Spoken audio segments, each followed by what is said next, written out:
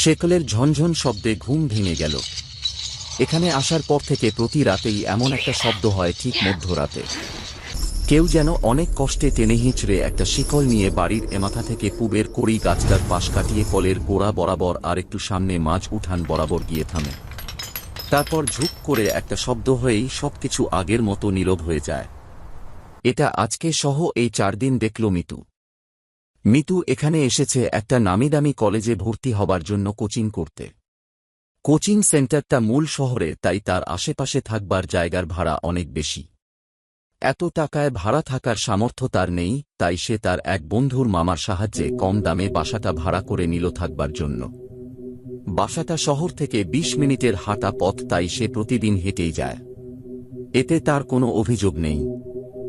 বাড়িটা যে অল্প দামে ভাড়া পেয়েছে এটাই তার কাছে অনেক কিছু।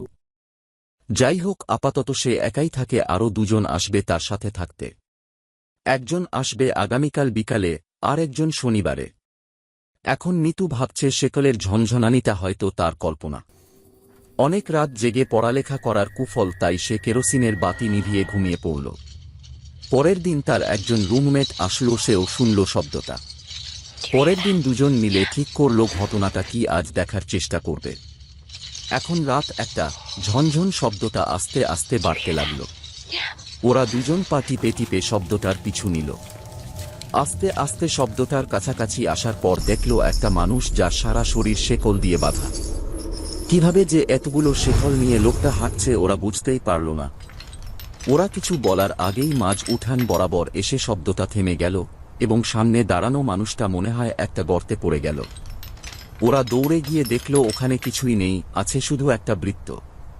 ওরা ভয়ে ভয়ে ঘরে ফিরে আসল।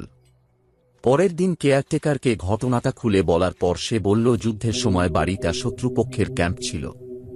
তারা এখানে একজন বড় মাপের নেতাকে এনে খুন করেছিল, যার লাশটার কোনো খোঁজ পাওয়া যায়নি। এবার ওরা ঠিক করল জায়গাটায় কি আছে সেটা দেখবে। তাই তারা মাটি খোঁড়ার জন্য কোদাল নিয়ে আসলো এবং মাটি খুঁড়তে আরম্ভ করল। কিছু দূর খোঁড়ার পরেই টং করে কোদালটা লোহার মতো কিসে যেন বাড়ি খেল। আর একটু খুঁড়তেই একটা বাক্স বেরিয়ে আসলো। বাক্সের ভিতর পাওয়া গেল সারা শরীর শেকল দিয়ে পেঁচানো একটা কঙ্কাল। ওরা তো অবাক হয়ে গেল। গত রাতের দেখা মানুষটার শরীরটাও ঠিক এমনভাবে শেকল দিয়ে লাগানো ছিল। তারপর লাশটা থানায় দিয়ে দেয়া হয়। কঙ্কালটার সাথে কিছু কাগজ ছিল, সেটা দেখে তার পরিচয় শনাক্ত করা হয় এবং তার পরিবারের কাছে হস্তান্তর করা হয়। এরপর আর কখনো ওরা সেই ঝনঝন শব্দটা শুনতে পায়নি। তাহলে কি ওই কঙ্কালটাই রাতে হাঁটাহাঁটি করত ওখান দিয়ে? যদি তাই হয়, একটা মরা মানুষ কিভাবে এমনটা করতে পারে? রাতে কি তাহলে ওই লাশটা জীবিত হতে পারত?